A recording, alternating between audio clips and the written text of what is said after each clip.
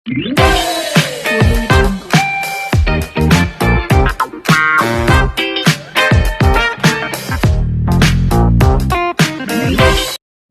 सभी को, मैं मत्तू केवट। मैं आज आपको शिष्यवृत्ति कक्षा 5वीं की शिष्यवृत्ति में साधारण ब्याज के बारे में पढ़ा रहा हूं। तो साधारण ब्याज के सवाल हम किस तरह से हल करते हैं, तो इसके पहले मैं आपको पढ़ा चुका हूं कि साधारण ब्याज को कैसे ज्ञात करते हैं। और साधारण ब्याज का सूत्र होता है म गुणे द गुणे क बटे 100 बराबर ये साधारण ब्याज होता है। तो सवाल देखिए यहाँ पर है बच्चों, 10 प्रतिशत प्रति वर्ष, इसको प्रति और वह माने वर्ष की दर से 2000 रुपये मूलधन पर एक वर्ष का ब्याज कितना होगा। समय यहाँ देखिए बच्चों कितनी है, एक वर्ष है, और 100 रुपये मूलधन पर दर जो है 10 रुपये है, 100 रुपये की दर से, और यहाँ मूलधन कितना है 2000 है। तो हमें ये ज्ञात करना है कि एक वर्ष का साधारण ब्याज कितना होगा। तो सबसे पहले हम क्या करेंगे, साधारण ब्याज को सूत्र को यहाँ लिख लेंगे। स बराबर म गुणे द गुणे क अर्थात काल बटे 100। ये लिखने के बाद देखिए अब क्या करना हमें, माँ अर्थात मूलधन 2000 है, दर जो है 10 रुपये है, और समय एक वर्ष है, बटे 100 कर दिए, और ये 100 में भाग देना है। अब देखिए ये शून्य से ये शून्य कट गया, भाग देने पर ये शून्य से ये शून्य कट गया। अब यहाँ बचा कितना रह गया, 200, अर्थात इसका उत्तर 200 रुपये होगा।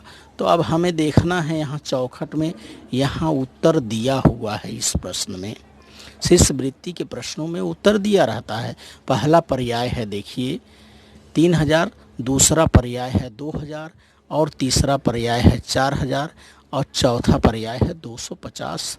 तो हमने इस सवाल को हल किया, हल करके हमने देखा सूत्र से कि इसका उत्तर 200 आ रहा है।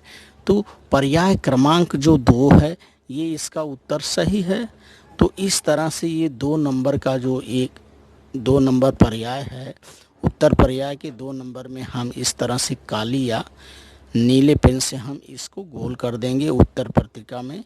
तो हमें उत्तर प्राप्त हो गया कि 10% प्रति वर्ष की दर से 2000 रुपये मूलधन पर एक वर्ष का ब्याज 200 रुपये होगा। तो इस तरह से हमें ये साधारण ब्याज की सवाल को हल करना है।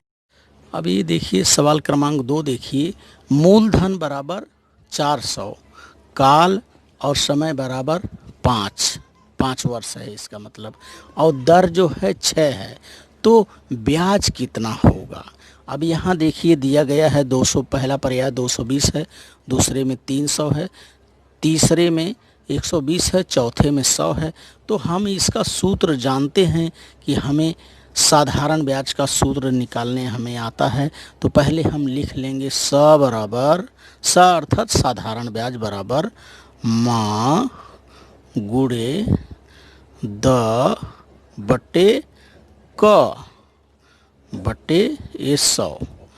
साधारण ब्याज बराबर म गुणे द गुणे क बटे 100।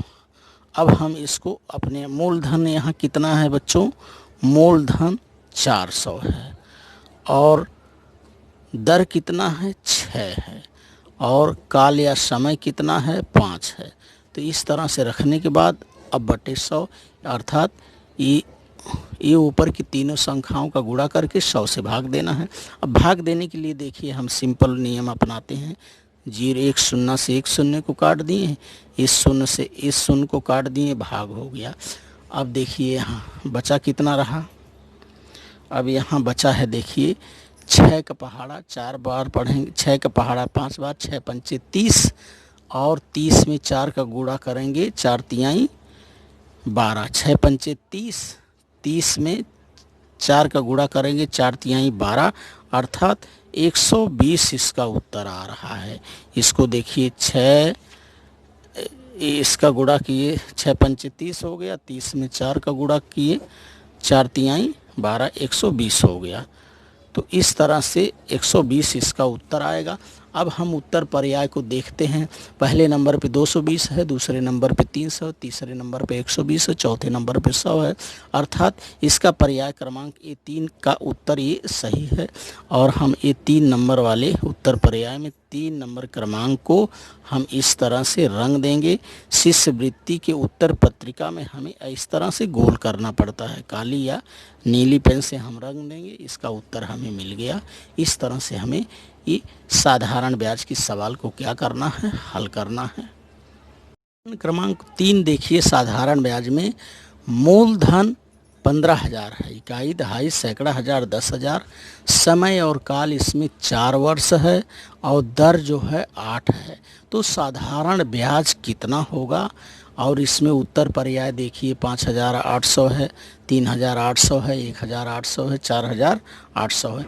तो इसको पहले हमें सूत्र से लगाना है सवाल। इस सवाल को हम लगाएंगे बच्चे, तभी हमें उत्तर प्राप्त होगा। तो सूत्र हमें लिख लेना है, स बराबर म गुणे द गुणे क बटे 100। इस तरह से लिखने के बाद अब हम इसको रख लेंगे। माँ अर्थात मूलधन 15,000 है, 15,000 हमने लिख लिया। दर कितनी है? दर 8 है और समय जो है 4 वर्ष है। अब इसको हम 100 से भाग दे रहे हैं। ये देखिए 100 से भाग देने पर ए शून्य से ए शून्य कट गया, ए शून्य से ए शून्य कट गया। अब यहाँ 150 बटा 150 गुणे 8 गुणे 4। तो अब हम 150 का 4 बार गुणा यदि करते हैं तो 15 का पहाड़ा 4 बार पढ़ते हैं, 15 चौक को 60 हो रहा है। 15 चौक को 60 अर्थात 600 हो गया। और 600 में फिर 8 का गुणा कर दिए, 8 छेंग 48 हो गया। और ये 2 शून्य को यहाँ लगा देते हैं। इसका मतलब इसका उत्तर 4,800 आएगा। अब उत्तर पर्याय में हम देखते हैं।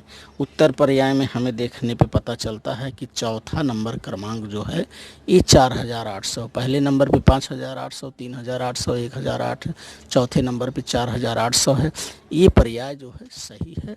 और उत्तर पर्याय में 4 नंबर वाले गोले को हम इस तरह से पेन से ब्लू या नीले स्याही से उत्तर पत्रिका में हम इसे गोल कर देंगे। और ये हमें साधारण ब्याज, इस तरह से हमें इसका उत्तर प्राप्त हो गया। और साधारण ब्याज की सवाल इस तरह से हमें हल करना है।